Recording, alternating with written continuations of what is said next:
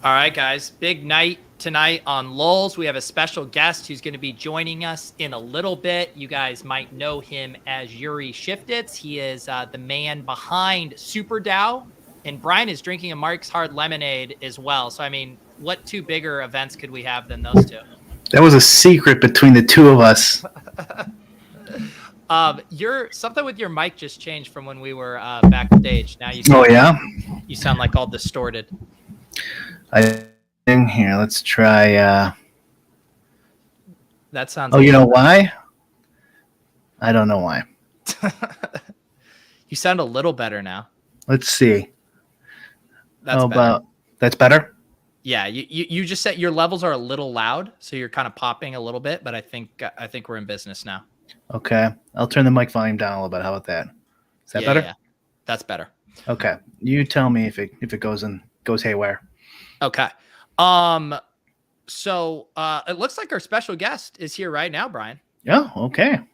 Let's bring him in. Yury, how are you doing? Doing great. How are you guys? Doing good. I've been terrified on how to pronounce your last name. Yeah, it's Yury Lifshits. Awesome. What origin is that? It is a Jewish last name. The largest number of Lifshitses is in Israel, also a lot in Russia.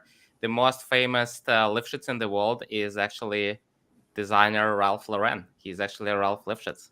Wow. Okay. There you go. And so, I mean, if DAOs become as big as I'm guessing you think they could become, do you think you could kind of take Lauren over as the top Lifshitz? I'll let him be in the first spot. Brian, start a DAO to buy Ralph Lauren. Right. That's the angle. That. Why don't you, Brian? Why don't you introduce our guest, because he first came on your radar? Yeah, he came on my radar. I was listening to the Anthony Pompliano podcast, the Pomp podcast, and Yury was on there, and we're interested. Yury, just so you know, you don't know a lot about us either. We've done this podcast for a while now, a couple of years, and mainly our audience is like gamblers, mainly like the daily fantasy sports sector, sports betting, a little bit of poker, and we're also into crypto and NFTs and stuff like that. So we kind of go off the rails sometimes and just talk about whatever we're into during that moment. We had a big few months there where we were really into NBA Top Shots. Pete hosts another show, Club Top Shot, which is all about NFTs, and he has a coder on that show too. Anyways, and so I heard yours, and I thought it would be fun to kind of dive into some DAO first, information on what it is, so people know what it is first off, and then maybe we could even possibly build something for our show and our Discord or something like that, if it's humanly possible. Just something fun that we're interested in, and the real reason, or that it interests me, is because we talk a lot about like legislation on the show, like sports gambling legislation specifically, and I kind of feel like DAO lobbying is an angle that people might go down, a route a lot of people might go down, and maybe even like some sort of like lobbying arms race could happen here, where it's kind of like these hyper specific DAO lobbying groups kind of trying to influence politics in their state or on the federal level or something like that. I could see something like that. And so like that was kind of my first thought. And then we went in our Discord and told them this idea, and then asked if anybody has any ideas on DAOs that they'd be interested in. Because, there's a ton of fun ones out there, like buying a baseball team or buying a golf course or something like that. And so we got some suggestions. I figured maybe we could brainstorm through that. And then Pete, you wanna chime in here? And I think we definitely need a little premiere on what a DAO is too.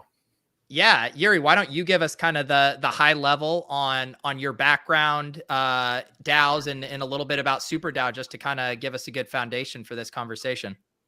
Awesome. I'll try to be quick. No, you're good. Yeah. Hi, everyone. Excited to be on the show. I'm Yury. I was originally born in Russia. As a kid, I was growing up as a mathematician, participating in math Olympiads, then did PhD in computer science. I was teaching grad courses on crypto before crypto was a crypto. So it was cryptography, not cryptocurrencies back then. So teaching things like Byzantine generals, fault tolerance, and zero knowledge proofs, things that are currently like a foundations for the crypto and blockchains. But back then, everyone thought that was just funny mathematical theorems with absolutely no applications, and including myself. So it was a big surprise to see how it all played out. I moved to the United States, was a scientist at Caltech, Yahoo, started 4 companies before. One of them was acquired for $80 million or more. But I don't even know, because I started that company under Venture Studio, and then they left, and then they sold it. So they kind of got most of the money, and I don't know even. The press said 80 million, 150 million, so it was a good exit, but not for me. Anyway, learned a lot there. Started one more company after that.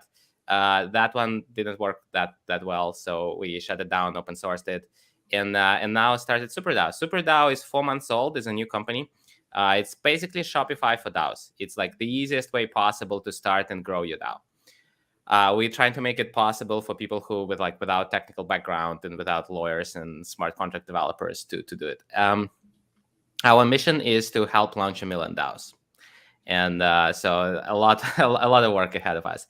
We got surprisingly positive reception and backing by investors. Incredible, I would say.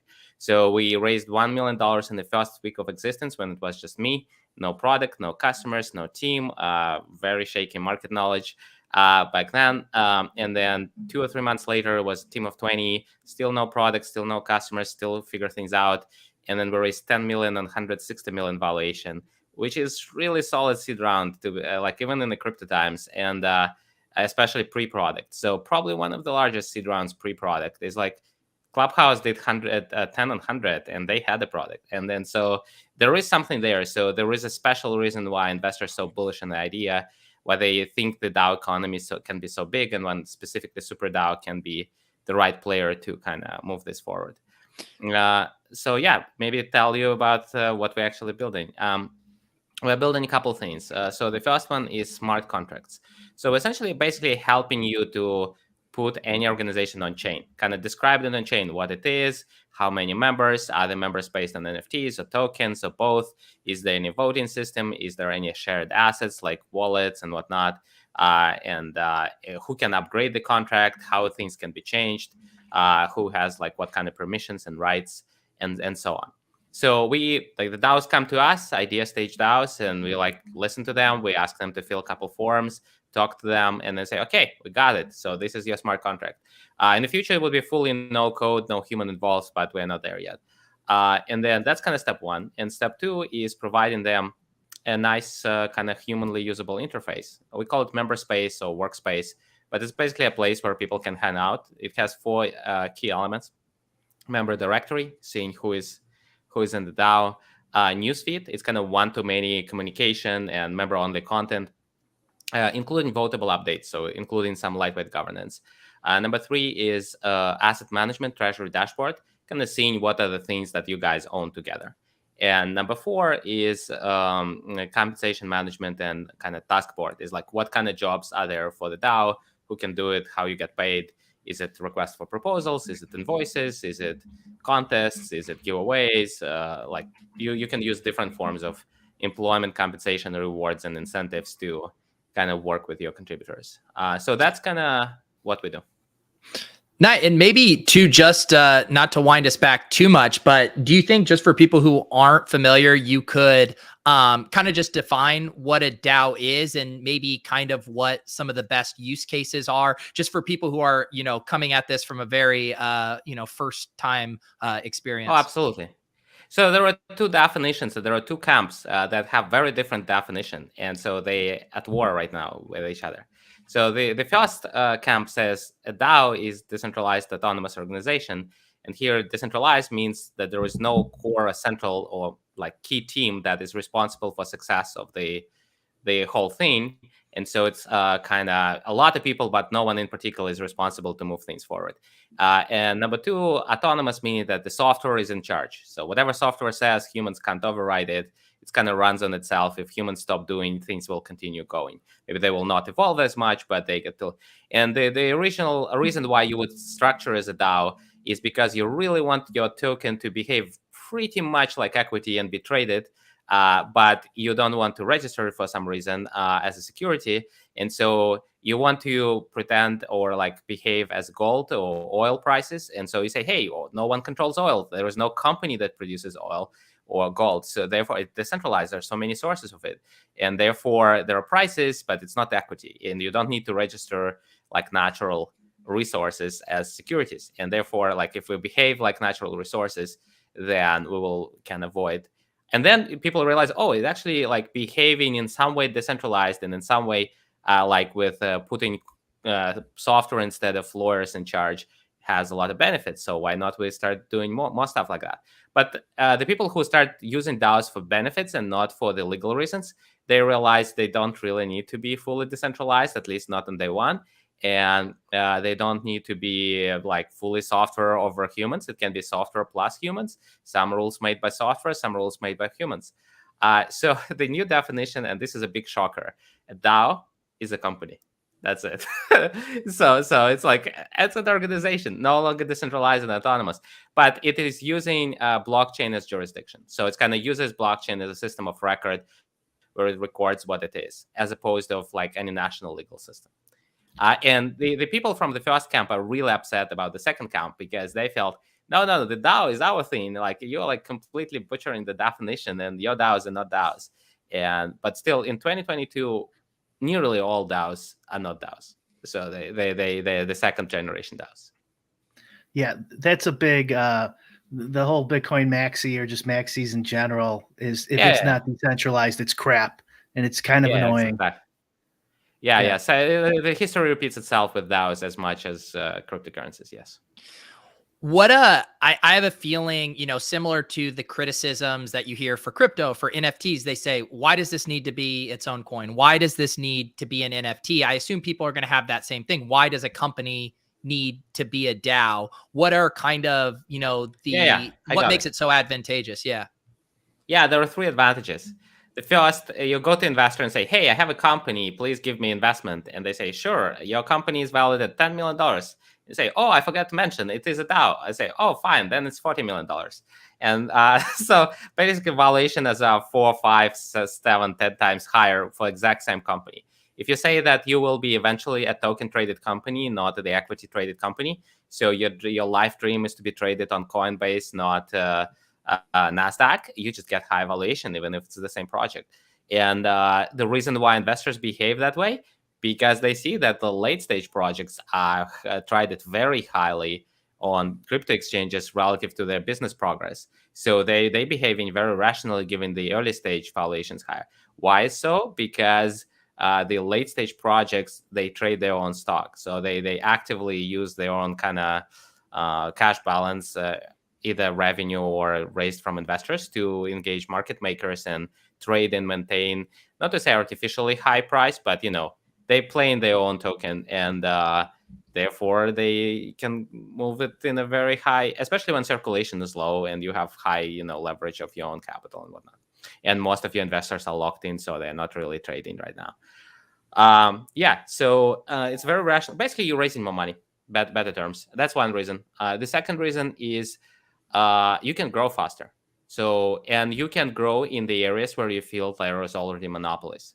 So you go to YouTube or Netflix or something, you feel like, how you can do another YouTube? No way. How you can do another Spotify? No way. But if you say, well, it's a Spotify, but it's a Spotify DAO, a podcast DAO, and like, oh yeah, then you can definitely grow. You just give everyone a bunch of coins, everyone got excited, and start putting podcasts in the network with 0 followers, and you give a bunch of tokens to followers, and then they will join and start listening because they feel like they're earning tokens by just listening on your network as opposed to Spotify. And maybe, you overcome the cold start problem and you start a new network. So that's kind of overcoming cold start problem, building network effects, building communities before you have product and utility, incentivizing early participants. What are some of the most successful or kind of gold standards for DAOs right now? Because it's still, I assume, for a lot of people might seem like this abstract thing. It sounds great on paper, but who's actually executing this? Well, on the first generation, that would be Ethereum. The Ethereum itself. Like, you can think of that as a DAO. They were one of the first people to, including Vitalik Buterin, to think about what DAO is. And it is decentralized. There is no single big company that, drives Ethereum forward, and there is a token and it's traded everywhere. So it is very much a poster child of the DAO first generation, and more successful, the highest capitalization and so on. Probably, top 100 company in the world, if not top 20. I need to double check. If we talk about second generation, those kind of not fully DAOs or flexible DAOs, of modern DAOs, well, there are the usual suspects like Friends with Benefits or Flamingo DAO or whatever. But Constitution DAO or Kraus House, or the one that I think is the best,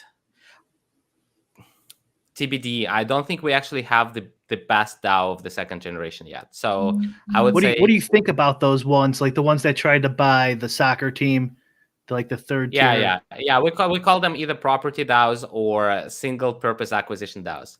I don't know. We're still figuring out the term for that. Or acquisition DAOs, just in general. I like them. I think it's a viable approach. And again, they bring fresh approach to previously monopolized industries. Like NBA industry is monopolized, like soccer clubs or golf industry or fast food chains. There was recent Fry's DAO thing. So they all were monopolized. It was very hard to enter, late enter And so with the DAO approach, you can kind of break into the previously closed markets. And the third advantage, I need to complete the previous answer, is employment. So we have advantage on fundraising, we have advantage on growth, and then we have advantage on employment. So with traditional organization, try to employ 1,000 people in 1 week in 100 countries. Impossible. So much bureaucracy, so much forms, so much tax obligation, reporting, legal requirements. Impossible.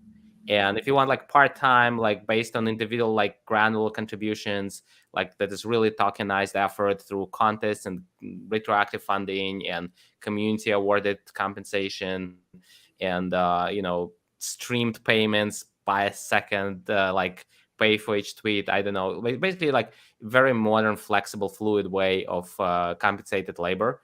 Crypto is the only way. And so essentially, I would say if your company has a scalable, repeatable contributor loop, so when a lot of people can do a very simple task to move your organization forward, then the DAO employment is the way to go. So let's say you do an investment DAO, you need 1,000 people reviewing 10,000 new NFTs per day and finding the new gems. Great. So it's a scouting, curation kind of operations. Everyone has exactly the same task. Go check out a few NFTs, see what you like, why, send reports, vote for others, NFTs, help us discover the best new things. Same with investments, same with social media, same with content, with videos, music, building together cities in the metaverse, like VR architecture, things like that. So those are great examples where it's scalable, repeatable, parallelized effort and labor, and especially digital, cross-country, cross-nations. That's where basically DAO employment shines. I feel like a lot of people too, when they hear DAOs or even kind of understand what it are, they feel like it's this kumbaya circle where how are we going to get everyone to agree from the same on the same ideas, how to use our money, how to make decisions. Yeah. What are the mechanisms that, allow this to actually happen when people have so many differing views? Yeah, dictatorship. Nearly all DAOs these days start centralized. So they don't actually fully decentralize. So they say, hey, the full operating control is with the core team. There is individual decisions such as, hey, let's vote on the budget, or let's vote on investment deals, or let's vote on like elected officials within the DAO, or let's vote on whether we do this investment or not. So you do very specific decisions to community, or like let's pick one of 3 options for the shirt design for our recently acquired sports team. That's fine. Like you can't lose a business by choosing one of the 3 shirts, and you choose the most popular one. So probably a good choice. Yeah, but you don't let them choose the head coach, or like you be very careful before you allow your community to choose the head coach. So they might nominate, they might help vote top 10 or something like this, but another one is like you let the community vote for everything and then just have the veto power. So that means that's kind of how that's when I first heard of DAOs, that was definitely something that popped in my head. When I first heard of DAOs, I imagine this is probably pretty common in the industry, but the line between this fully autonomous organization and the centralized organization, where you're gonna have to hire people, you're gonna have to get people involved, that line's got to be all over the map, because like it's really hard. So in our world, people have been talking about a fully decentralized crypto sportsbook solution. So no one owns it, right? It just completely runs on code. Everyone uses it. There's no, there's very small VIG. There's no governments involved. Anyone can use it. But like, it's really hard to run a business. I don't know how you could code that out and be dynamic for the future, right? So those things started popping in my head, and it's like, well, then how? Okay, now we're gonna have to hire people. How's that gonna work? Well, we have the voting structure, so that makes some sense. You could vote for somebody in, but it's like, okay, well, then how do we get the money to him to pay the contractor? What sort of recourse do we have if this guy rugs us? These are all questions that pop up in my head. Maybe we can give like a specific example, like we were talking about earlier, and walk through it. I don't know if you guys want to start doing that now, but it's an idea. Not sure. Yeah, go ahead. No, you go ahead. What did you have a comment on Brian's thought there? No, I actually didn't got the question fully. So do we need to like do a case study of one of the existing DAOs? So what was the question? Well, it was really just more of a comment on the line between how do we deal with like real world application of hiring people to run our DAO, like being involved in our DAO. Because like in my head, most of the things I think are fun, like even buying a sports team, you can't just write that. Like in my mind, I don't see how you can write the code from start to finish to you owning a team. Like I just don't see how that you're going to need some intermediary. Yes. Off-chain representation. Yes. So basically nearly all new DAOs start centralized first. There is a core team, there is an operating entity, and it produces like it leads fundraising, it builds the community, and then it figures out which part of the business of operations can actually benefit from decentralized setup. And it's typically either bringing capital together or bringing this contributor loop together, like a lot of scouts, a lot of content contributors, a lot of ambassadors or influencers working together.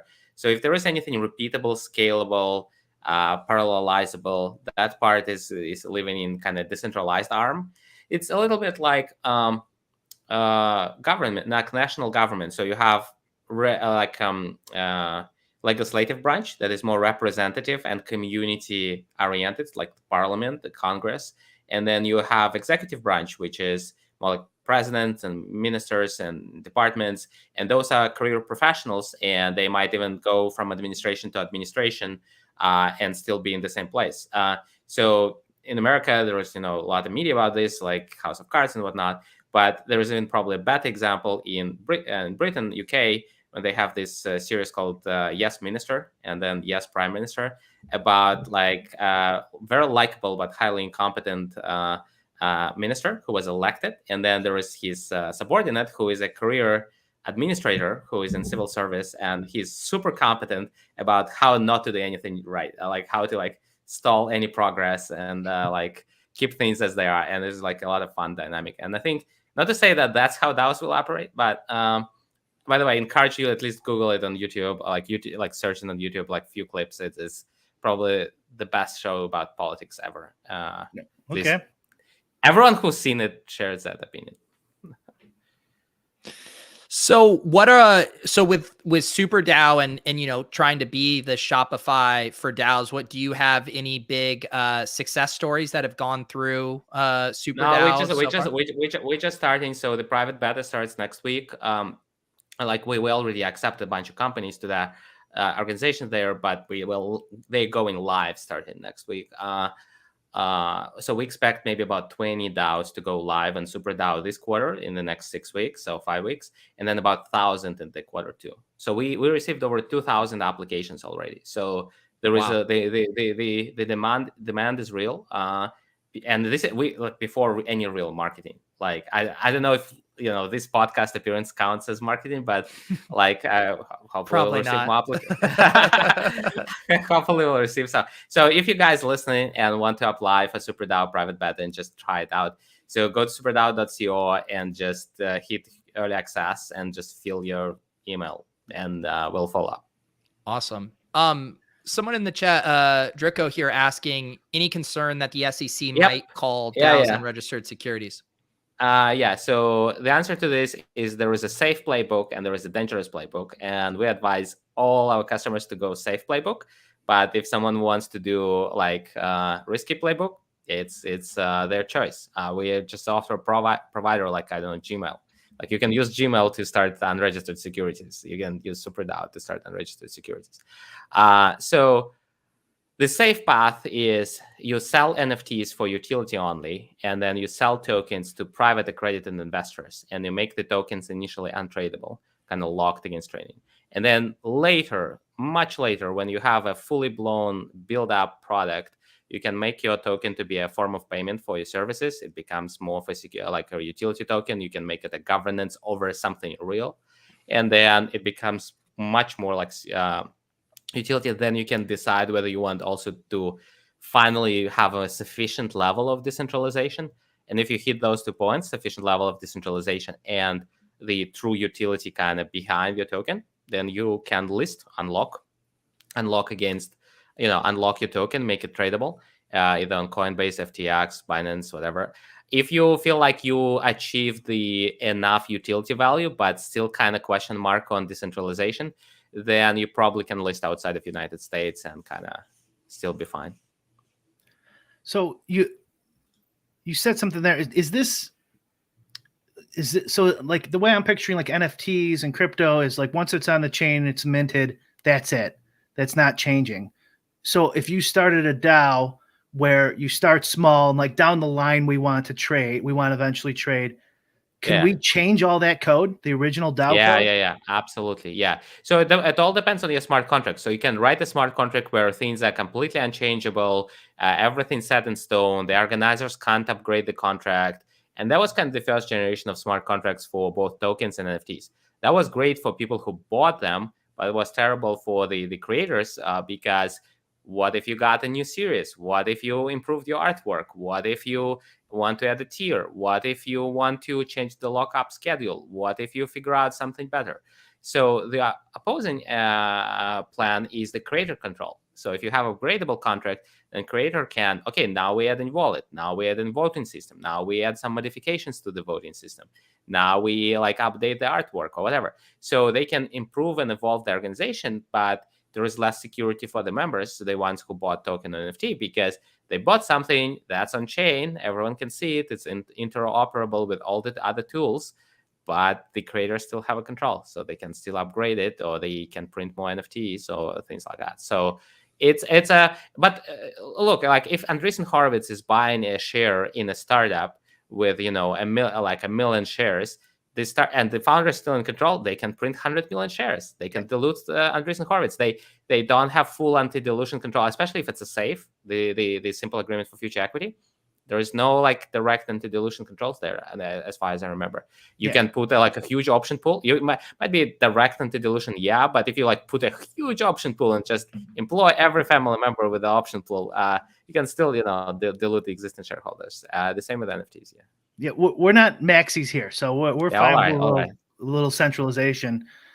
But like it, why on the blockchain then? Because then it just sounds to me like it's just code. Well, that you could just put public on GitHub. Yeah, one thing is interoperability. The second one is at some point when you feel like you did a good job, you can freeze it. So you can say, okay, we like stop, like it's no longer upgradable. We like revoke the right from ourselves to upgrade it. And now it's like fully fixed. So it's there's an evolution period of time, or you can say it's evolving until this point, and after this point, or any future amendment only with a community vote. So only community needs to vote for any future upgrades. So basically, the contract can't be upgraded unless there are signatures of like over half of the members, so over half of the executive committee to do any future upgrades. Gotcha. So I know we only have you for a couple more minutes, but I don't know if we'll be able to get into a full-on, brainstorm for some of our ideas. But what would you say for people who are getting their ducks in a row? Obviously, they need to check out SuperDAO, but like, what are the main few things you need to get in order before you think about launching a DAO? Well, you can start right away. There is no prerequisites. So the good first questions to ask yourself is, who is my first 10 members? Why am I doing that? What's the purpose? What kind of good of the world we want to bring? What's a good name? Like how would we name the DAO? That's a huge, important decision. And then what is our social capital strategy? Do we have a famous person among top 10? Anyone with a newsletter? Anyone with YouTube? Anyone with podcast? Anyone with Twitter? Anyone who can broadcast that's a cool idea and bring other people who have like high standing in social media. So you want as many people who might be not even hands-on, but might lend either credibility or distribution in some way. So getting social distribution, because essentially there are people who would help you distribute the signal, and then there are people who may be less well-known on social media, but who will be more hands-on contributors and will put time. Basically, there are people who put their follower capital, and there are people who would put their time capital. And so you need high follower people first. Another one is just, hey, start writing a manifesto, which is like 1-2 pages manifesto, roadmap, or white paper, whatever you call it. I call it Notion doc. But basically, start writing a doc describing what it is, how is it called, what you all gonna deliver together. The good news is that you can just Google 100 DAOs and see their roadmap and just copy them and start changing names and whatnot. One fun thing that happened is because we did so kind of relatively well on fundraising, pre-seed and seed, I just see and I share privately. We didn't have a pitch deck, by the way, so we just have Notion docs. And so I shared those Notion docs privately to a bunch of pre-seed and seed stage startups. I see so many startups these days that's just using the template from SuperDAO. It's so fun to see. What if we have a full, we have all those questions answered? So awesome. We have hypothetically, I'm saying here. Yeah. We want to start like a sports betting. This is all hypothetical. Sports betting lobbying group. So we know that people are interested in it. There's incentive for them because they're sports bettors. They want protections from this kind of monopolistic system that's out there. Yep. We know influencers. Yep. We have active Discord. Yep. What would we do? What do we do now? So we got all that stuff. What's next?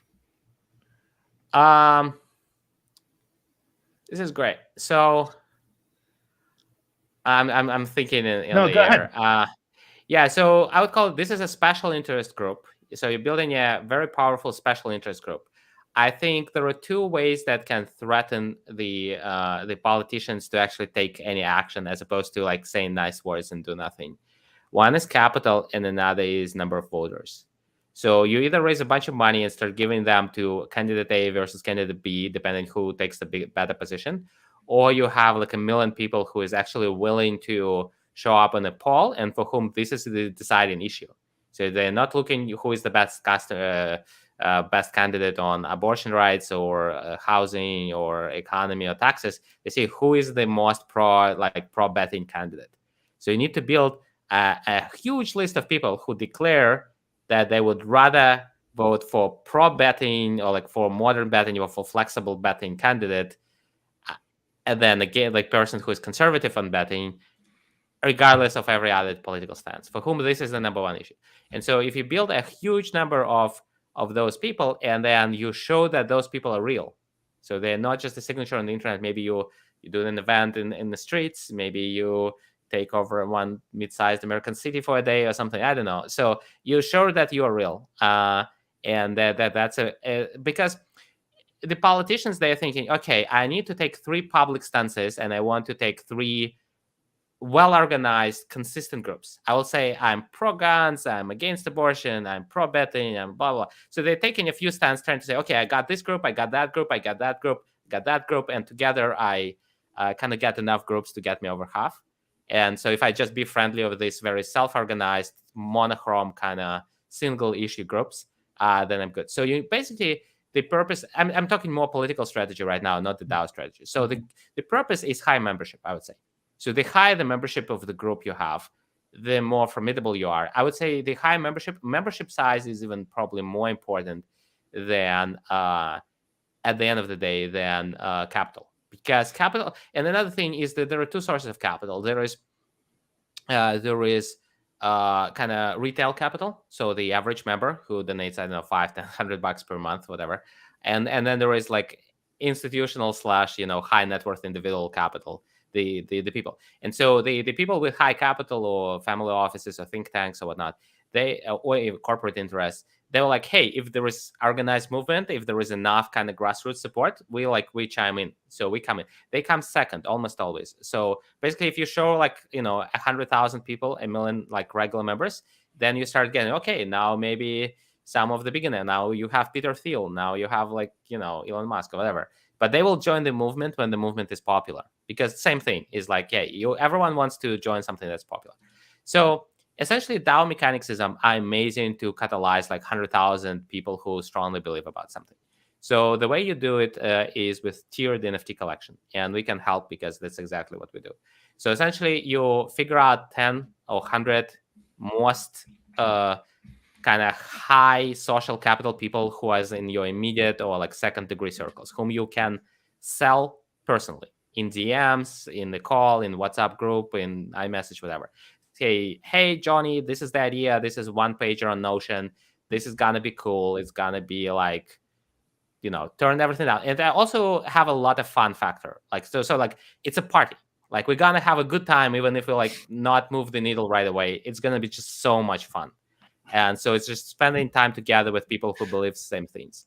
And so can you be with us? And there are 2 requirements. You need to tell us your Ethereum address, and be willing to accept our most epic, legendary, limited edition NFT for free, and maybe do 1 retweet, and also allow us to tell that you're in the club, so that we can publicly say that you actually have that NFT. So let's say you have 100 of those people. Then you go to the next 1,000 and say, hey, those 100 already in the club. They got the NFT. This movement is growing. Do you still want to get a free NFT, maybe second tier or whatever? Maybe you need to do a little bit of organizing work. Maybe you do 1 tweet. It's hey, we receive an application. It's still free NFTs, but you need to apply. It's a combination of high social standing or high time effort. Please apply to our movement. So let's say another 1,000 people apply. Now you do another tweet, and now you have the 100 people plus 1,000 people. They all can retweet, so you can now go to trending tweets. And you say, hey, you need to retweet. It's a 3rd tier NFTs. You still get it free, but you need to retweet, and maybe 10,000 retweets. Now you start getting steam, and by that time you have also decentralized contributors. Maybe they do memes or designs or T-shirts, or there you start getting cultural capital around this. So internal memes and titles within the system. And Discord is blowing up and things like that. And then you say, hey, this is great. So we now need a core team. We now need staffers. So let's do a little bit like a crowd raise. Let's do more NFTs. Let's do tier 4, and let's have them 0.1 ETH for regular people and I don't know, 1 ETH for like people who don't have too much money, and so they buy it, and so now you have like a little bit more, and you have different tiers, and then again there are events for just tiered people, and there is private content, and there are cool insights, and I don't know, basically people hanging out together. And I say, okay, we are now 10,000, 100,000 people, and so. And again, we might have put one tweet per week is to be the most trending tweet out there on our topic. And now it's become visible. Now we can start a podcast and like bring the politicians on our calls and grill them on the legislation and why they should be more friendly, and educate them on the issues, and tell them what they should. And then they will come because, hey, they want to address a constituents group of 100,000 people who are like a voting bloc now. So and then you introduce community treasury. So some of the NFT proceeds go to community treasury. Some of that goes to like operating team for like off chain kind of stuff. And then some, maybe you do at some point a private raise. So private raise, you start bringing, like, maybe you will introduce a corporate tier. I don't know if you wanted to be completely grassroots or grassroots plus corporate. And say, hey, the corporates can also contribute money. So it's become a SPAC, or like, okay, now we're launching a SPAC. Now we're launching something else. And then you can say, now maybe you start accept the politicians into, card carrying members. So the NFT carrying members. So essentially you can say now you got the first senator with an NFT in your thing. Now you have 3 senators, like it's growing, and you show that basically it can be a special interest group organized through NFTs and DAO structure that has its own capital, and then have its own leadership and hierarchy, and or decentralized kind of team structure and chapters and whatnot. And it can become template for other lobbying movements as well. That is quite the campaign. I was not expecting. Well, at the start, it's just airdrop free 100 NFTs. We can do that. So we basically have my idea was we just hire some lobbyists. Yeah. So again, you can just sell 1,000 NFTs for 0.2 ETH and hire lobbyists. It will be probably less fun, I would say. So yeah, so you sell NFTs to raise the money. Yeah. It's not like they just donate to some fund.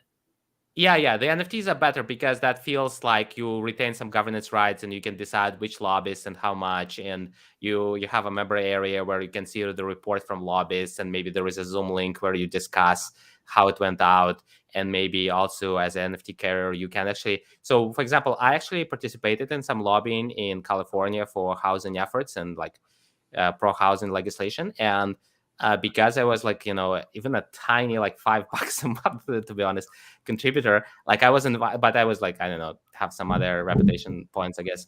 So I was invited on a trip to Sacramento, the state capital of California, and went to like 10 rooms in a row with assembly members, and with over 10 or 20 of us.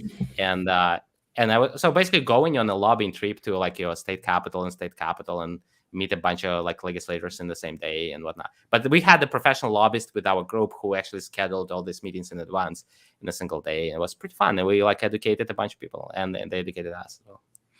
Well, we really appreciate you swinging by. I feel like we have plenty now to brainstorm, and maybe once if we get an idea up on its legs, we'll circle back with you and get some more advice. Sounds good. It was great to be on the air. Thanks for coming on. You guys can all follow Yury on Twitter at Yury Lifshits, and I'll put that in it's down in the description. And also you can follow SuperDAO. You also have a link on your website to the DAO playbook, which I just linked in the chat, which has kind of a lot of the high level outline. So thank you again, Yury, and we'll hopefully talk to you soon. Yeah, thanks, Guy. It was really awesome to be here. All right, we'll talk to you later. Have a good one. Appreciate it. Well, that was good. I think I was surprised by how pragmatic he was. Like, I feel like sometimes when I hear people talk about DAOs, it feels very kumbaya to me, like just more philosophical. Like, wouldn't it be great if we could all just form a group and he was just like, incentivize people in the right way, give them NFTs because then they want, like, he just was very blunt with kind of the mechanics and how the incentives work on this stuff. And the big issue, which is the decentralization, right? that in the crypto community anyways. And he's just like, hey, lots of things aren't decentralized, which is, I mean, I'm pretty sure we've been saying that for 2 years now. Lots of stuff isn't decentralized. That makes me, and the other thing he said is where it's not locked in stone. I didn't know that at all. Yeah, I know, which I feel like there's pros and cons to that. I mean, and he mentioned Ethereum, and Ethereum famously, why a lot of Bitcoin people hate it is because they have the whole Ethereum Classic thing where they paused it and forked it because of the stolen stuff. And obviously that can't happen if Ethereum is fully decentralized. Like we're living with Ethereum Classic right now and all of those stolen coins or whatever. So it is interesting how that being able to intervene at the start can actually be, you know, very important for the longevity of a DAO. Do you know of any NFTs right now that are like that are totally centralized and they could change it on a whim? Well, I mean, there's a lot of stuff, even just kind of with the code on the way things point back to the where they hosted on the IPFS site, where, you know, the images can be changed and stuff like that. I think a lot of NFTs aren't fully decentralized, and that's also why people are always, you know, talk about things being on chain, because then I'm saying completely centralized, like completely they could change centralized? anything. Yeah. That's I'd be a good interested question. to know if any are just completely centralized. I would guess on some of the layer 2 I bet some solutions. of them are. Yeah. You know, the way he did it, I kind of thought it was more you open a wallet and like through the code, this wallet is operated from the code bylaws, the DAO code bylaws. But with the NFT, because the NFT idea, like it's like I mean, how many people are going to be giving us, you know, not us, but if somebody started a lobbying thing, obviously this is all hypothetical. Like you want to give them like $50, $100, whatever. It's like, yeah, but then you got to mint your NFT to contribute. And it's like, that is a little pricey for a fundraising operation. And then I didn't ask him about like Solana or like one of the other ones does it matter? Does he care? That'd be an interesting question, because if you can go on the cheaper ones, then NBA Top Shot. Well, I do think like his example of those two things of in the one you had talked about, like it's just going to take a lobbyist and a shit ton of money, or he kind of outlined the other route, which is you build up such a groundswell and such a big community because it's cool, because it's fun, because you have influencers. I was just watching, I don't know if you saw it or heard about it, the Nepali mountaineer who climbed those 14 mountains. And there's this documentary on it, but his last mountain, the Chinese government had closed the mountain down for the season. And he's like, this is part of my whole thing. It was project, you know, that he had been, you know, dedicating all of his life to completing. And he put on his Instagram account, he's like, hey, will you guys write letters to this email address at the Chinese government? And like thousands and thousands and thousands of people did it. And Chinese government finally said, fine, we'll open it up just for you. And like, that's kind of to his point, right? Where it's like, you either get a ton of money where you're lobbying these guys, or you weaponize so many people behind a singular cause that they can't ignore you. I like it. That's an optimistic, and I think that's a little optimistic. In our that specific scenario that I kind of want to address, I think it's too niche to have to get that popular. But hey, if somebody could pull that off and change something that's positive, that'd be interesting to watch. I don't think it would cost that much. Like if we just wanted to do Boston, or let's say some small state, all you need to raise is $100,000, $150,000. In those states, like their campaigns are probably like 15,000 for the whole year. You know, like you could probably do quite a bit of damage. I do think it is kind of marrying a few different things where one, it's like you said, it's just, hey, we're just going to raise money to go to this lobbyist group. But if you can actually make it almost more participatory, where it is almost like a Patreon, like you're getting access to see how the sausage gets made for all of this, and you get to vote and have influence on it. Because that's ultimately what you're trying to do. It's like, this isn't the quote unquote most fun thing. It's not as fun as, you know, digital, JPEGs or whatever. But I do think if you could find a way to triangulate making it fun and interesting for people to be a part of the process, that could be interesting. I mean, that's kind of my idea. So it's all voting. So I don't know how it's done through the DAO. Maybe, I guess that's the second part you're talking about with the interface. So you have to build some sort of interface in it to work with the DAO code. So you vote on whether you want to pick Vermont or Massachusetts or what state, and then you vote on how many lobbyists you should have, and then you vote on which lobbyists, and then you vote on who should be the face of the movement and call the lobbyists and send them the check or something like that.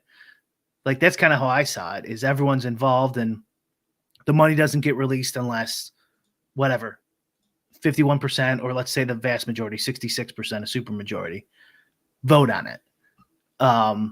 So like everyone's still involved, not like a charity where you just give them $50, then you close the window and you never think of it again. Right. You're like in there voting and like, okay, this lobbyist seems like a piece of garbage. Let's not give him 10 grand. Let's go with this guy. And just everyone votes on it and you talk about it in Discord or like a podcast or something like that too. Yeah. That's how I saw it. I was totally involved. Everyone's completely involved. Or if you don't want to be involved at all, you just want to give $50 because you think it's bullshit that people are getting limited, or you just think that it should be legal in these states and you want to support that cause and you don't want to deal with it. That's fine too. Yeah.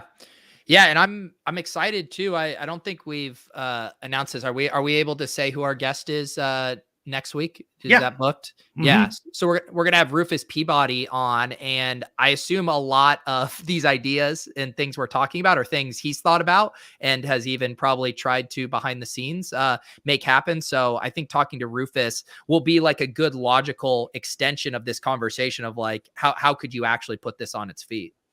Yeah, definitely. Hopefully, I'd be surprised if he hasn't thought a ton about it though. Like, I wouldn't be surprised, I should say rather. Mm-hmm. Like, I don't think a lot of people are thinking about these DAOs in the lobbying realm. I really think if you can incentivize it properly, I think it could be like this sort of like arms race for like niche lobbying. And so I get to get involved in this and I can make money. And I'm not saying like our idea is for people to make money. It's purely just like a cause that you either are or behind or not behind. And like, do you want to throw $50 or whatever to help these people in these states that don't have sports betting, or to push back on limiting or whatever the hell, it would end up looking like. I lost my train of thought. Yeah, no, I think the thing that resonated too is like, if you did have one proof of concept where something like this worked, it would really get people's attention. Cause just my guess and kind of what I was asking him too is like, I think people are still very skeptical about this. Like, on paper, DAOs sound great, but then in actuality, and even asking him like, what are the best use cases for one? Like, we don't have one yet. Right. And I think that is what makes it scary and unknown for people. I don't blame them. Don't blame them at all. Like, I think it's cool. I think it's cool. And I would be a hypocrite if I didn't like this type of stuff, because this is why I got into Bitcoin in the first place, is your head starts spinning on like, oh my God, we don't need Visa and MasterCard. We don't need banks. We don't need, what else can we do with this? And then you hear about smart contracts. You're like, oh my God, like you could start your own business and everyone gets paid out through this contract and there's no arguing and you all work together and stuff, and just go on and on. Like, well, now we finally have some shit going. Like, they haven't succeeded yet, but they almost bought a soccer team. They almost bought the Constitution. They almost bought, et cetera, et cetera. It's like, finally real things are happening. It's cool. And there's going to be some disasters. There's going to be some disasters for sure.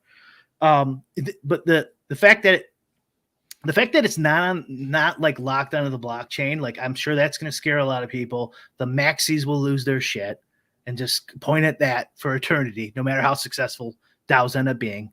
They'll just point at that. It's not on the chain. It's not on the chain. But like he said, you can put certain things on there and then lock in the rest later. And so, like, if you want to live in a world of complete decentralization, first of all, you can't. You'll have to move to your own private island. But, like, then you're probably not going to dig the initial DAOs. But then as more as this code gets written and everything and examples get made, like his Spotify for, his SuperDAO site, the Spotify for DAOs, will have more and more of this useful code that people can build on, like video game graphics getting better and better over the years, you know? So like the more it gets done, the more you're going to figure it all out. Yeah. Let's see. GM says, aren't you thinking backwards? Why not make a gambling DAO? The decentralized org could be made to be legislation proof. I mean, those are the ideas that we're kind of spitballing. Yeah. I mean, that's, first of all, I'm not thinking backwards, like decentralized sportsbook. I mentioned it on the on the show, but that's far more ambitious than right. I'm up for it. Yeah, sign me up. Where is it? I'd love to see it. Like, I think like I said, this code is in its initial stages. Maybe 10 years from now, when there's tons of autonomous code that people can just steal and then make a sports book somehow with a little bit additional autonomous sports book. Sure, but if it's going to be centralized, then first of all, you're probably going to get in trouble if it's not completely decentralized, because there'll be someone there to arrest. But like, people have talked about it. Decentralized poker. Like, remember Seals with Clubs? Yeah. They tried to get away with just using Bitcoin because it's not dollars. And didn't Micon either got, I don't think he went to jail, but he definitely had to pay the government, I believe. Like, yeah, they went after him. Well, this one was literally one of the first kind of non-Bitcoin coins that I thought had utility, and was Augur. Do you remember hearing about Augur back in the day? I think I had some. Yeah. And it's it's still up. I just went to their website. Augur, your global no limit betting platform, a decentralized sportsbook. The problem was, from what I heard, was people would set markets on various things, but there was just like no liquidity. They just didn't have enough users to actually pull it off. But that was theoretically it, that you could make a bet on anything in the world you want and post and have someone take the opposite side and allow a smart contract to kind of hold that money for the duration. And DraftKings and FanDuel aren't as big as they are just because sport DFS is so fun, although it is. They put a ton of money into marketing. Yeah. And getting involved, and then a ton of money into like trying to get themselves legalized in these states, and a ton of effort put in by like a huge staff that's incentivized from, bonuses and pensions and shares in the company and stuff like that. It's a massive undertaking that if someone can pull it off, if Augur takes off, great, I'm on board. But like, I don't see a lot of these, like even this simple idea of just hiring a couple lobbyists in Massachusetts. Like, okay, we're going to have to vote on it. We're going to get people on it. And then we're going to have to figure out who's going to be in charge to get the money to the lobbyists. How's that going to work? Are they going to rip us off? Like, that's a lot of work just in itself. And it's just like a simple, tiny little idea. You're just trying to cut someone 10 grand, So yeah. Like, hey, if you can make a sports book, if you make a poker site, I'm down. Yeah. I do think, like he said, in the short term, and this is kind of merging what you've talked about in the past, would be getting enough people rallying behind this issue, and then find a politician who would want to make this one of his 3 tentpole kind of platforms that he were to run on. Yeah. But it's hard. I think in our, I could be wrong, but like in my experience, I would almost kind of like, you might even want to just keep this quiet. Yeah. Just raise enough money to get some, like maybe some ads in the newspaper, get them on your side, get some lobbyists just working behind the scenes when no one's paying attention. Maybe some hit pieces on Jason Robbins, Jesus. I'm kidding. Yeah, that's how we end this show. Please don't clip that. But yeah, that was interesting talking to Yury. Excited to continue this next week with Rufus, and I believe I tentatively even have a guest lined up for 2 weeks from now. So Brian, we're really we're getting our shit together. Yeah, this is a real professional outlet. Yeah. So yeah, like I said, I got the links down below if you guys want to check out more of Yury's stuff. If you guys have any ideas or stuff, I did create a thread in the LOLz channel in the Deposit Kingdom Discord. We were kind of just spitballing LOLz DAO. So if you guys feel inspired from tonight's conversation, you can hop in there as well. We can also just do something small and fun. Yeah. You know, like who knows? Just to do one. You know, like we had some ideas in there, like we could buy Osmo.com. We'll fundraise. Try to buy Osmo.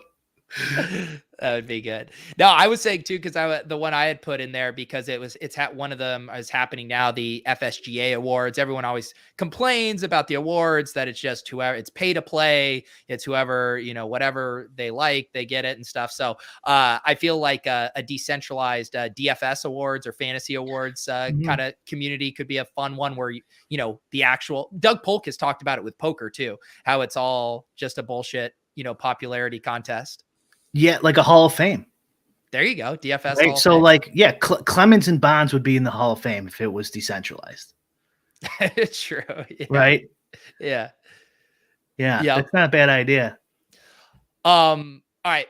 I got to head over to Ship Chasing. Like I said, we're going to be back next week with Rufus Peabody. If you guys have questions for him too, toss them in the Discord. I can also create a thread for that. And that way we can just have some additional content. If you guys aren't familiar for some reason with him, widely considered one of the best sports bettors in the world. He just launched a new company. You guys probably saw Peter Jennings joining them on their board, Unabated Sports. Also has a great podcast, Bet the Process podcast, which is a good sports betting listen. So yeah, if you have any questions for Rufus, let us know. Brian, any other plugs on your end? I got PGA ownership up for tomorrow. If anyone's playing PGA, wants some free ownership, brick75.com. Also have an app on there, sports betting app. And I have Mozilla. I have it working for Mozilla too, although I haven't posted that yet. If anyone DMs me, I can give them that file too. Sweet. There you have it. The audio will be up in a little bit for you guys listening on podcast form. For Brian, thanks again to Yury for joining us. I'm Pete. We'll see you guys next week with Rufus.